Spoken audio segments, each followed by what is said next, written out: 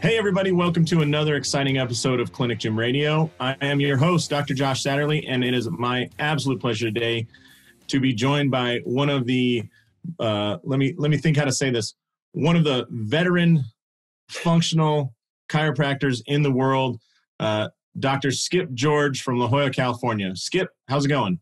Oh, Josh, thanks so much for having me on today. I really appreciate it. Absolutely. Doing now, Skip, well. Yeah. You're a chiropractor, but you're also faculty with the PRI, the Postural Restoration Institute, as well as treating people every day in your performance facility down there in beautiful San Diego area. And you've been through all iterations of human movement at the highest and lowest levels. Is that right?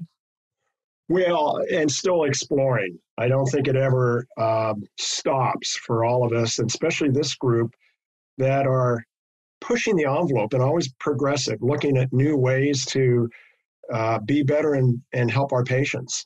Yeah, it's exciting. I mean, just what the possibilities are and what you can figure out, it's unbelievable. It really is. It makes you appreciate the amazing machine that is the human body, huh? Well, and also we're living in such a great time as chiropractors, athletic trainers, physical therapists, strength and conditioning folks. We've got all these great tools now. I mean, just look what's been developed since, for instance, you graduated from school. You came out with ART and Graston, and since then we've had Gray Cook and FMS, SFMA. We've got DNS. There are so many approaches now that are available. Some really, I think, significant tools. And so part of my journey was to look at all these different tools, to implement them. And luckily, for me anyway, what resonated for me was the Postural Restoration Institute. Well, that's fantastic, because I love how that is just a fundamental thing that spreads all. It doesn't care what your license is, right? It's just applicable to humans. Yes, absolutely. So, Skip, how long have you been a chiropractor? Well, I almost hate to say it, because I've been practicing longer than most of your listeners and participants have been alive, I'm sure. But I started practice in 1980. Okay.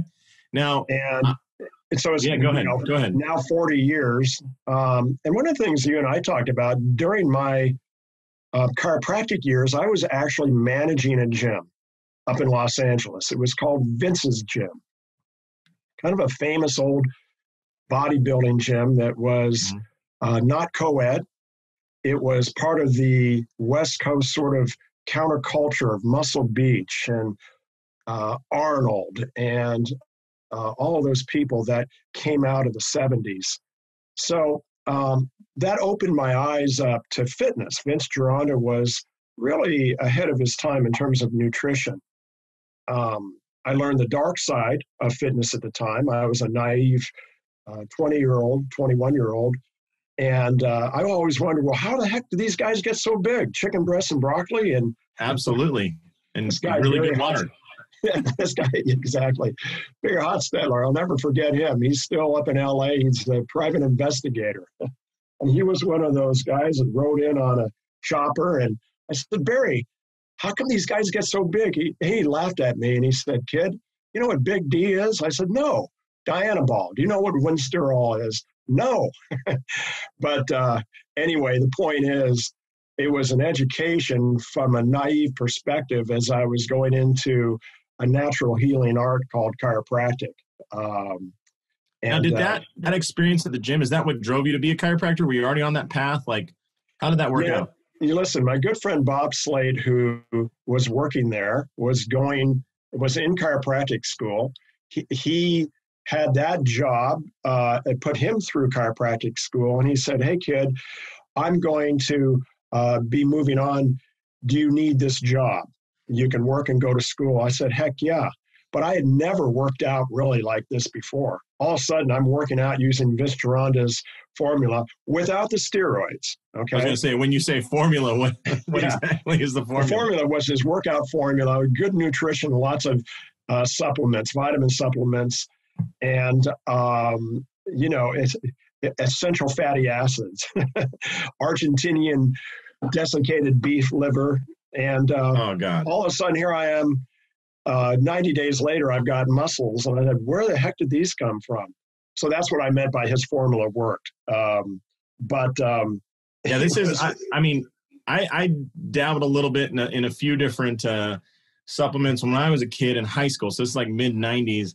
Yeah. And I don't know if people remember this, but when you said beef liver powder, the people don't know what a luxury it is when your supplements actually mix with water. Because I was taking like Metrix back in the day, which mixed with water about as well as beach sand did. You know, you had to keep swirling it and swirling it and swirling it, then chug and the swirl, chug to you choke it down. You know, it was horrible. So, well, back in the 70s, like I said, it was these tablets of desiccated beef liver, but they also had this stuff called Liquimone. And Liquimone, really what it was boiled bovine organ meat. And then they put the concentrated juice, and it tasted as nasty as it sounds, but that was what was offered in terms of supplements during that day. It was a little bit, I'd say, dark ages for the supplement industry. Yeah, that's how you knew you were committed, right? As if you were willing to choke that down, you're probably interested in getting big. And, after, crunching down desiccated beef liver, your breath is lousy all day long, but that was the price to pay to put on muscle mass. And, you take it for granted when you're in your teens and 20s and even 30s. Later on, it's much harder to put on muscle mass, but it's possible. Yeah. Yeah. Because, I remember having the first time I had a Myoplex shake from, what was that company? Bill Phillips' company. Anyways, EAS. Yeah. And I was like, oh my God, this is a strawberry milkshake. Like that's what it tasted like. And it was like easy to get supplements then. What was that? Super orange or that pre-workout stuff. But man, beef liver and oh yeah. You went through the rough stages. So anyways, so you went through that, you put on some muscle, you saw a lot of people training, you go to chiropractic college. Now, what was your approach just in chiropractic college compared to all the other people that were kind of next to you in class? I mean, were you seeing a lot of different side of human performance and ability? Well, when I got out of chiropractic school, that's a good question. Let me just kind of talk about what we had for tools. It wasn't much. So when I was in clinic in chiropractic school, Cleveland Chiropractic College at the time, Cleveland Senior, who had graduated from Palmer College in 1917, was still roaming the halls at 88 years old. And what you couldn't do was have somebody lying on their back to give them a rotary cervical adjustment. They had to be lying prone, and you did this old school adjustment called Merrick. So we'd have a guard at the door and then flip somebody supine, adjust them so we weren't caught. So that was the sort of very, in a way, restrictive and proprietary way that limited us as chiropractors. In other words, there was no thinking outside the box. You followed the form, hard bone on a soft nerve, and you turn the power on. Now, I'm going to sound a little sacrilegious here, but I never bought that. It seemed so oppressive to me. So when I graduated from chiropractic school, I became a mixer where I had, therapy and corrective exercise and different types of adjustments, whether it be Gonstead, diversified. I dabbled in so many things. So I was practicing during the Mercedes 80s, as people may have heard. We had volume practices with ample insurance until that game ran out in the mid 90s. But that's when you were able to pay off all your, I'm sure you paid off all your loans, your house, your car, bought the private jet, stocked the freezer with Wagyu beef and whatnot. Had to sell the private jet as soon as managed care came. I kid. That's so sad. Such a sad story. I know. But I mean, here's the thing, Josh. When I went to chiropractic school, and this is going to be painful to hear for many young chiropractors, chiropractic school was actually affordable. And Vince's gym wasn't the only job I had. Heck, I was serving summonses for a small claims court for a plumbing company. I was working at the Griffith Park Observatory. I was doing anything I could to survive. I had a cheap apartment in the Hollywood Hills, and I didn't come out back when there were cheap apartments in the Hollywood Hills. You got it. It was a guest house. Yeah. And I lived in that time where I could actually scrape by on about $400 a month and pay my tuition. Wow. I also worked the last 2 years for a chiropractor out at Universal Studios area, Dr. H.J. Terwilliger. He's passed on. He was an old-time chiropractor, great guy, and he paid me $200 a week under the table. Now, $800 back then was like the best. $8,000 nowadays? It's a lot of money. I don't know how much it is, but $800 a month was livable. I could pay for everything and save probably $50 a month. Wow. So I'm grateful to have that helping hand and to be also to an appreciation of the kind of practice he had. He had one of those old school chiropractic practices where you spend time with people, but somehow he would see 50 patients a day while he was taking his time. I don't know how he did it, but he had a style and a bedside manner and a healing touch. And I think that's what I learned more than anything else, is that the intention and focus matters more than whatever technique you're using, to a point. Nice. And so ultimately, in 1995, I burned out. I got tired of playing the numbers game, and I said, there's got to be more than just hitting the high spots and getting paid for it. I didn't think I was being effective or living up to my potential. However, I was stuck in a box. So I took a year off and decided to go back, and I actually was a chiropractor in a health club. And that's when I started getting exposed to things like ART, Paul Chek, ultimately Yonda.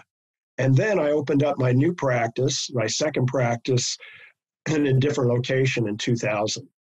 Okay. Well, Skip, you're forgetting if you're living in the Hollywood Hills through the Mercedes 80s, you say I burned out. That was at the same time as a big hairband. So I picture you living the big hairband lifestyle. You wake up in a bed that's full of women. There's cocaine powder everywhere. There's lingerie hanging from the chandelier, and you kind of look around and say, I got to do something different, right? That's what burnout meant in the mid-90s. Yeah. Well, actually, I left Hollywood. I grew up in Hollywood, so I was around all that. I'm going to tell you a little story about an 18-year-old Skip George, okay? And your viewers can hear this. I'm 18. I'm with my girlfriend after I graduate from college. I don't have a clue of what I'm going to do. If you ever saw that movie, Bull Durham, right? Remember that? Well, I was a little like the Tim Robbins character, Pitcher on the Mound, kind of a clueless airhead. I'm out of high school thinking, man, I'm sitting on top of the world. So I'm at a party, and I wasn't much of a pot smoker, but I was smoking pot that night on a Saturday night out in the San Fernando Valley. And I'm sitting there laughing with a friend of mine, and all of a sudden I start hallucinating. And I'm hallucinating, I'm tripping. Now, I'd only smoked pot about 5 or 6 times, and back in the day, there wasn't much in terms of good pot. Let's put it that way. Not that I'm a pot connoisseur, I'm certainly not. But it's not these super breeds they have now, right? No way. And that put a rapid end into any desire to go into any further into the drug culture. Hell, I didn't have a beer for a year. So going back to the burnout, actually, my burnout came down in San Diego, and it was after practicing for 15 years. And I woke up, well, I'm making all this money, but it doesn't seem to be very satisfying. What would be more fulfilling in terms of practice? And that really put me on my search to find what is personally and professionally fulfilling about what I do. And I don't want to spend my career just focused on what I'm going to get. I really want to have a skill. So I started searching, and I started searching within chiropractic, for instance, doing the ACRB level 1 rehab program, learning more about Yanda. I looked into, yeah, go ahead. I want to go back real quick. Sure. Because I think you're condensing a lot of stuff that I'm sure a lot of folks here. Like now, when you say I'm searching, I'm finding stuff, it's real easy because we have Instagram and Facebook and the internet. And you can say, you know, functional chiropractic or strength training. We just search terms. You didn't have that back then. So if you're thinking about like from this time when you're like, hey, I need to find something else, how did you go about finding what at the time I'm going to guess are still like the fringe elements, right? The man. I don't know how to say it. The weirdos, like, hey, this isn't the normal chiropractic. What's going on here? How did you kind of stumble across them the first time, and who was the first? That's really a great question. You know, when I sold my practice in 1995, after having it for 15 years, the gym I was working out at and had a practice in, at the time it was called Personalized Workout of La Jolla. There was a guy in there that some of your listeners know. His name is TC Loma, with Testosterone Magazine. Now it is, you know, a website. And TC Loma, otherwise known as the Atomic Dog, and I became good friends. And so he turned me on to active release technique, ART. I took my first course there, took my first course in ART in 1999, and met a guy there who was just getting out of the Marine Corps, a guy by the name of John Swain, who was a trainer. And John and I became pretty good friends, and we opened up what is now my practice in La Jolla. So he does training, and I did chiropractic and training and rehab. And so both of us were looking at ways to expand and grow. And I remember one day he was looking at FMS. I said, "What's that?" And I took an FMS course, went to the Perform Better Summit, started immersing myself in a different world. So the 2000s were really going into this exploration via Perform Better, and also ultimately I knew Craig Liebenson, and I knew Craig from the ACRB rehab, rehab program.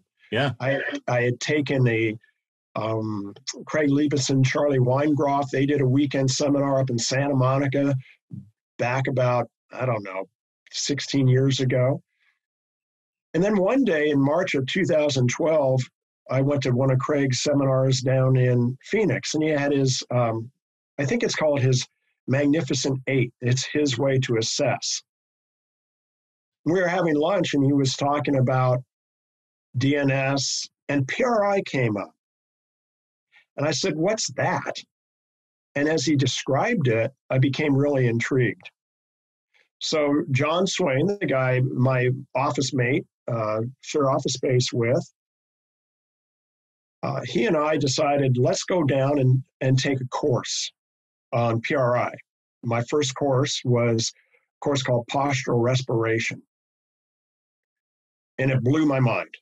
In fact, I was at a place very comfortable in my practice, and I thought, oh man, I mean, at that point, I am very comfortable. I'm in my 50s thinking, why rock the boat? But I couldn't help myself. So well, let me go back real quick, Skip. So when you were sitting there with Craig, and I've had meals with Craig as well, and the guy can't help himself but to tickle every edge of your brain between his ideas and dropping names and approaches and whatnot. You know, it's like talking to a chess master about how he's going to play the board, right? And you're like, God, my brain hurts after this. But and he's incredible. He's an incredible encyclopedia, not just of methods and principles, but also of the people and the stories of how they all came about, right? Right. So what was it that he said there that tickled your brain so much about PRI specifically? Like, did he present a patient case that you had actually been seeing a bunch of times and we're like, oh my God, I see that all the time. This explains everything. You know, sometimes somebody brings a filter to something and you step back. I've had this situation with Greg Rose where he talks about something and all of a sudden I go, I've had 30 of those people over the last, few months. Oh my God, he that's the solution, and it makes you want to run to that seminar. I remember a seminar, I was on the phone searching on my crappy phone at one point with my wife driving. And I'm like, hey, I turned to her, babe, I know we got plans next weekend, but I need to go to Salt Lake City for this course. And it was like with such conviction, she like looked at me, kind of frowned, and was like, okay. Like she could see on my face, there was no other option at that moment, short of a funeral or a wedding, that I was not going to attend that course. Yeah, I love it. Craig, it was great. He's got such a great personality, but he said something, and this was in jest, of course, how he said it. He said, man, works to the effect that PRI is kind of wide and deep. And he said, and he was laughing, he says, and that scares me. And he said, I'm so into what I'm doing.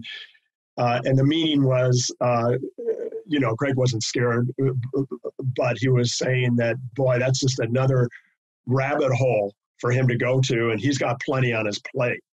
But When he said that, and then he said something else. He said, this PRI thing, they talk about the diaphragm, and they talk about the diaphragm on one side of the body is a different shape than the other side. It's as if there's two diaphragms. I thought, oh, I never thought of it that way. So when Craig said that, it put a hook in me, and I'll never forget it.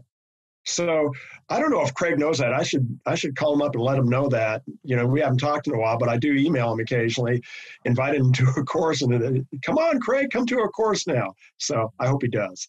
But I really, I'm grateful to Craig for saying that. He didn't know it, but it was a life-altering change. And also my friend, John Swain, he's very innovative for a trainer. He is what I would consider a hybrid practitioner, somebody that's very knowledgeable about training, a massage therapist, so he can go hands-on, and he's always studying. He's going into nutrition, hormone profiles, and, he lives that life of fitness. Plus, he's a Marine, and they don't accept no when they run into problems. So that's a great skill to have. Well, you're a retired Marine. You're never a former Marine. Right. Yeah. I think there's another San Diego-based got a very Marine. Focused mindset. So, having that. Yeah, go ahead. Well, I was going to say, and I think we're having a little bit of lag issue here. I apologize to the listeners. But there's another Marine down there in San Diego that, wouldn't take no and ended up developing the Egoscue. Pete Egoscue was kind of the same thing, right? Got out of the Marine Corps and was like, I need to fix my body. Let's figure some stuff out. So the Marine Corps seems to produce a lot of problem solvers in the world of human performance. Yeah, and I want to just, shout out one name in New York City. Talk about a Marine, an immigrant from Hong Kong, 2 tours of duty, Mike Zhao. Mike Zhao, ZHAO in New York. He's another Marine. He's one of the smartest guys I've ever met. I met him through PRI. So that focused mindset, I think, is inspiration for everybody. It's just complete the mission, whatever it is. And so those have been some really, going back to what you were saying, how was I exposed? Like I said, the big exposure, that one of them was that lunch with Craig, meeting TC Loma, having an experience with John Swain, and then all of a sudden the doors were opened. I knew Paul Chek, all these folks. So I've been really fortunate in that I've had a lot of influences and mentors along the way. And I appreciate knowing Gray Cook and Phil Plisky and all those guys with FMS and SFMA as I was going through that process and adding that to my tool belt. And then, going to my first PRI course taught by James Anderson, and it blew my mind. It just, I want to dive in there because, yeah, a lot of people that go through PRI now are students, and it's awesome that they have this. And I see this in SFMA and FMS, all the awesome 3-letter courses we have access to now, MPI, DNS, trying to think, RKC or SFG, like they're all great. I'm a huge fan of the functional movement system, and you're entering PRI. You're going to your first course with what, about 20, 25 years of experience as a chiropractor? Oh man, at the time it was 32. Okay. I mean, I was the old dog attempting to learn new tricks. And one of the disadvantages students have, I always say, and I say this tongue in cheek, but they haven't screwed up enough people. Like one of the reasons I love it, SFMA, is because I screwed up a lot of people and I felt bad and I was like, I can't get these people better. And then when I learned that diagnostic system and I said, oh, that's because I'm treating these people like they have a mobility problem, and they don't. And it just totally revolutionized the way I approached the situation. And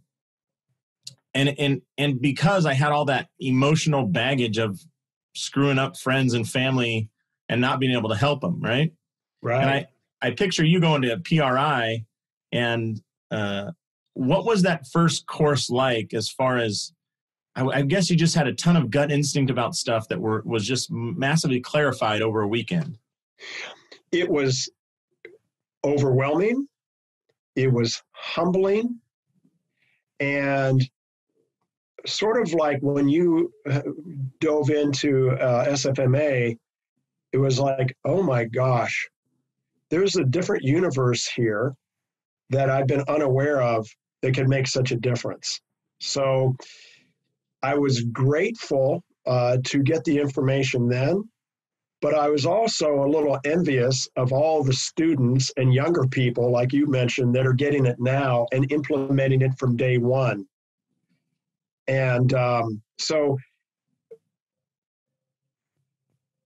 when I came home from my first PRI course, I sort of went into a cocoon for 6 months. Oh, I had people blowing up balloons and going into 90-90, but I was stunned and sort of paralyzed in a way because I was trying to figure out how to implement it to my paradigm. And I realized that, oh my gosh, I've got to change my paradigm. That's going to be a little uncertain and a little painful. Ultimately, that's what I did.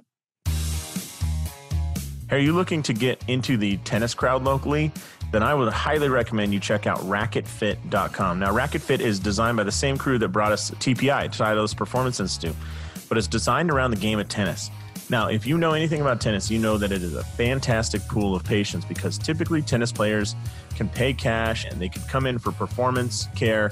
It's everything that you want in a patient. They show up to appointments, they're easy to deal with, and they've got money. So highly recommend you check out racketfit.com so that you can serve those tennis players better. It's all about the assessment of tennis and the moves that the players have to make, and I can't recommend it enough. So check out racketfit.com. So when you kind of change your paradigm, if I looked at a picture of Skip's approach to a patient, let's say 2 years ago, and Skip his in the mid 90s, what would be the different starting point? Like, what's the inherently the fabric you're operating with now versus what you're operating with then? Well, back then, for instance, during the 80s and 90s, we were very orthopedically minded. So in other words, you do range of motion and you're looking, you see which shoulder is high, which shoulder is low, which hip is high, x-rays. And you're looking at x-rays during the 80s as more of a number one to rule out fracture pathology, but also attempting to use that as a selling point, which isn't very legitimate as far as I'm concerned. At this Let's hope that your friends from your friends from your early days don't hear this podcast, Well, I don't mind if they do, because back then during the 80s, the big deal is if you wanted to volume practice, you usually got a practice manager that coached you into how to have an efficient business and sell programs. And what happens is that became a very cookie cutter approach. Now, I was skilled orthopedically, didn't screw anybody up badly, but then didn't teach anybody any new skills. And that was the point. Now, especially as I look at what's needed, our job is to teach people new skills. For instance, how to find and feel new places to go in their body. When I assess somebody now, I've got a whole different mindset. 90s, oh, you have a shoulder that's low, we better adjust your atlas, because that's not going to make any difference. Today, I look at a human body or a person that comes in, and if their shoulders are level, based upon what I know now about asymmetries, posture, position, and patterns, I may suspect it's possible that they could even be pathomechanical breathers if their shoulders are level. But we've got this old paradigm mindset that says, oh, your shoulders are level. That must be good. You've got good posture. It's a really different way of looking at things. So as I got into this process, there are two things that move a human body: air and how we manage air in our chest wall of muscles. I think that's really significant because air and the diaphragm is going to position, for instance, our spine. And if we breathe 17,000 times a day, 12 to 17,000 times, that's a movement pattern. And it may be a dysfunctional movement pattern that we're unaware of. And if we're moving 17,000 times a day, I wonder, well, how's an adjustment going to overcome in the long term that movement pattern? Yeah, that single impulse versus 17,000 impulses, right? You got it. And it's not that I don't adjust anymore, but how I come to looking at patients is more, let's find a way to examine them. There are a lot of PRI tests to do so. And some of the people that have taken PRI course that are listening know which ones I'm talking about. There's a modified Ober's, a modified Thomas. There are all kinds of ways to determine the position of the pelvis. And a typical human pattern that I saw for years was an anteriorly tipped pelvis on the left side, more so and more often than the right side. Well, what are we going to do? Just adjust that pelvis without looking at what's driving that in terms of respiration. So that's what intrigued me about PRI. I looked at this and it blew my mind. It's like, wait a minute. How we regulate air into the chest wall, how we regulate the diaphragm, we can actually consciously affect the position of the diaphragm left to right side. That affects the entire axial skeleton all the way up into the cranium. Now you're talking. This makes sense. It's logical to me. And it's not only logical, I said, okay, I'm not going to believe anything about this PRI. I'm going to test it in my office. I'm going to challenge it. And then that's what surprised me. All of a sudden. So some of those early cases, because I'm going to guess some of the early ones, you had started your approach a different way, and now kind of in the middle of care, you take a PRI course, right? And blows your mind. What were some of the dramatic differences you saw after that? This isn't just an ad for PRI. I just love this approach to the functional approach. And I could tell stories of how my approach changed in SFMA and how I just started recognizing huge differences it's like explaining to a fish, like, hey, you've been swimming in water this whole time. And they're like, what do you mean? Like, it's hard to explain, but it's this liquid that's all around you. You just didn't notice it before. And then you go to a course where they're taken out of water and they go, yeah, see that stuff in the bowl? That's water. I'm going to put you back in it. And then you go, oh crap, that stuff flows through me. And then, I float in it. And so, that's kind of how SFMA was to me. But what were some of those big changes you saw by taking that more functional approach with patients? Or can you share a dramatic story of change in somebody where you, for lack of a better term, just improve their breathing? I mean, it sounds like a ridiculously simple intervention on the outside. I'm thinking about this one patient of mine that came in, just a lovely young woman, about 32 years old. And she loves running half marathons, 2 kids. And she was referred to me. That classic story, people come to us because they've been everywhere, and so she'd been to PTs and had traditional adjustments with chiropractors. And so she had this chronic back pain all the time, especially with running. Not only that, but she had some pelvic floor issues. She would have some incontinence when she would laugh or giggle or run. She's only 32 and perfect marathon body. So I watched her run, and I could see that as she was running, her pelvis or walking was more oriented to the right than to the left, and her rib cage was more oriented to the left than the right as she was running. You could see it with her right hand crossing over her body and her left hand moving behind her, more so than a nice balanced running gait pattern. So I started doing basic, let's reposition a pelvis.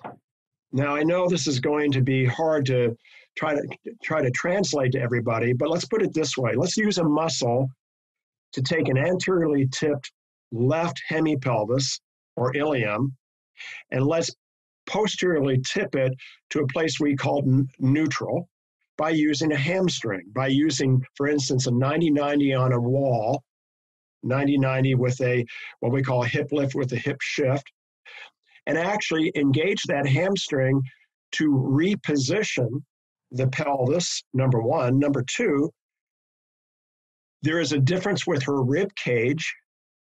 Let's activate her abdominal wall on the left side more so she can actually now put her pelvis more to the left when she's in gait or running, and give her better right trunk rotation versus excess left trunk rotation. She's more balanced in a context of she's asymmetrical. The reason she's asymmetrical, as Lady Gaga says, she's born this way, as you and I are, and everybody listening. You've got a bigger, stronger diaphragm on the right side as it attaches deeper into the lumbar spine from the sternum and the rib cage. 3 lobes of lung on the right, liver on the right, stronger motor pattern from the left brain. Those are just some of the few asymmetries we're born with. Nothing wrong with that. But we will have a tendency to rely on an end range on one side of our body, and you brought it up before, Josh, for stability. And I submit this real stability is a balanced function left to right side versus relying on an end range. That's more motion control. So PRI is all about saying we recognize these asymmetries in every system. Posture is not some kind of a static issue where you're winning who's got the best posture standing up straight contest. It's really about recognizing you're born asymmetrical. You'll have a tendency to rely on one side of your body called lateralization. And our job is to get you to find a place of rest that is a place called neutral, which you can test for. It's pretty easy. And then be able to go back and forth, left and right, left and right, left and right. Now, one last thing, I don't want to ramble on too long, but when I first took my postural restoration course, or first postural restoration course, James Anderson, who's just a brilliant PT, works with PRI, he said that walking and breathing are the same thing. That was on Saturday morning of a weekend course. And I kind of sat back skeptical, saying, all right, I mean, really? And as I looked at it and saw the importance of diaphragmatic function with gait, diaphragmatic function with rib cage and spinal position, man, if chiropractors don't own respiration, then we're missing the boat. I'm getting a little evangelical, I understand. But, it's something that's kind of a long-winded way of saying, how would I assess a patient? And she was one example of her pain went away, her running got better. Oh, and guess what? Her pelvic floor, her pelvic outlet became stronger as she was able to reposition her pelvis via her diaphragm. Her pelvic floor was hanging down sort of like a hammock, if you can imagine that. And as her diaphragm shape got better, especially through exhalation, the shape becomes more domed of the diaphragm. We call that a zone of apposition, or a ZOA. Her pelvic floor then followed her thoracic diaphragm, became more integrated versus sort of just sloppy and stuck on one side. So I hope that's not too much of a long-winded way to describe one example of what I thought was a terrific example of application of PRI. Then with treatment, then I video her running, and her running was perfectly balanced, and she did it. My job is to teach her, again, how to find and feel new places to go in her body, integrate the diaphragm, find her left leg, and be able to actually get into her left leg and her right leg more or less equally. So, yeah, I'll let you get up on the altar and praise at the choir here, buddy, because, taking that functional approach is what it opens up to. Instead of you looking at that pelvis and just doing a side posture adjustment 3 times a week for 100 weeks, using the, yes. Instead of trying to straighten out the bow, we're going to work on the string as a way, because the string is what shapes the bow, right? Like, I mean, in some sense, like our bones grow and lengthen our muscles, but then the muscles maintain tension. And if we only look at one part of those, we can't have an integrated function. We just can't. I mean, you're eliminating half the moving parts. So, or the bulk of the moving parts.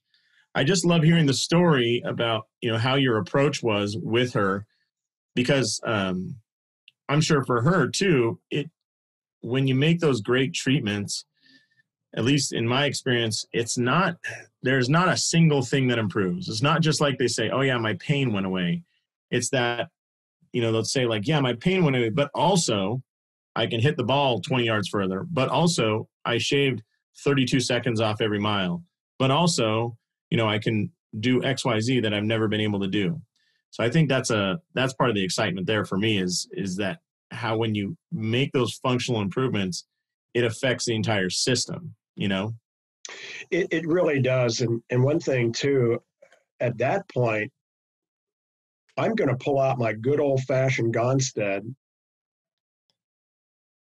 What? Give her an adjustment, left to right, ilium, and it's like butter. It's like icing on a cake. And both doctor and patient both say, oh, that was great. Now, you mean you don't just throw away your old tools as you learn new ones, Skip?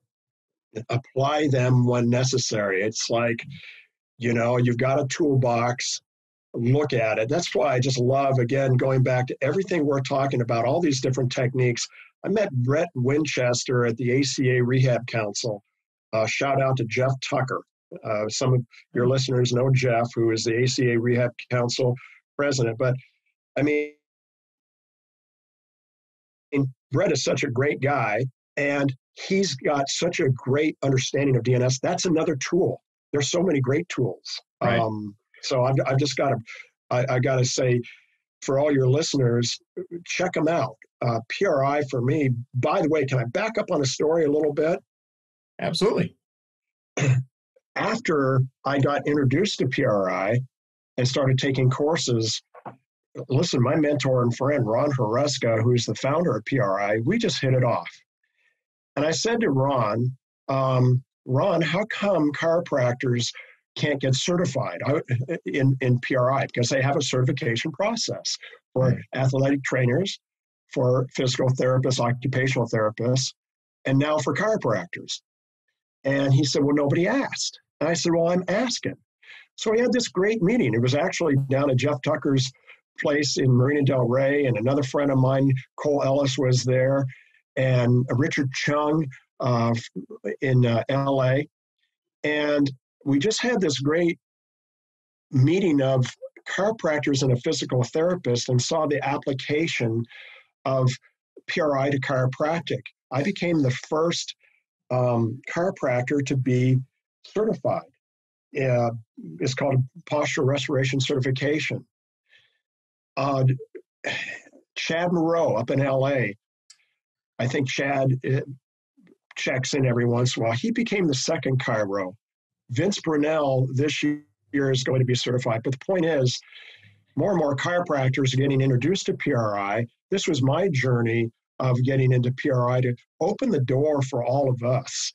And Ron and I were having drinks last year in New York, and both of us said we're sort of like non-denominational interdisciplinarians. It doesn't matter what's behind your name in terms of, right, initials. Really, the people that are progressive, whether they're PTs, DCs, ATCs, personal trainers, massage therapists, if you're progressive and pushing your own personal envelope, essentially we're on the same team. And are like-minded is that we just want to get better and help people. Yeah. Greg Rose has a great way of saying that. And he says, if I can watch you work in your clinic and I can tell by the way you work what your license is, you're probably not that good. That's a great point. Yeah. Well, Skip, this has been a great story time, all about like how your progression is. And it's very exciting.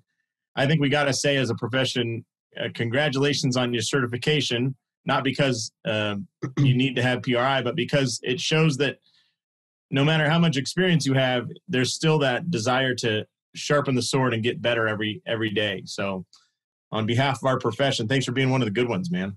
Well, thank you. And just one last thing I wanted to mention, I went to that first postural respiration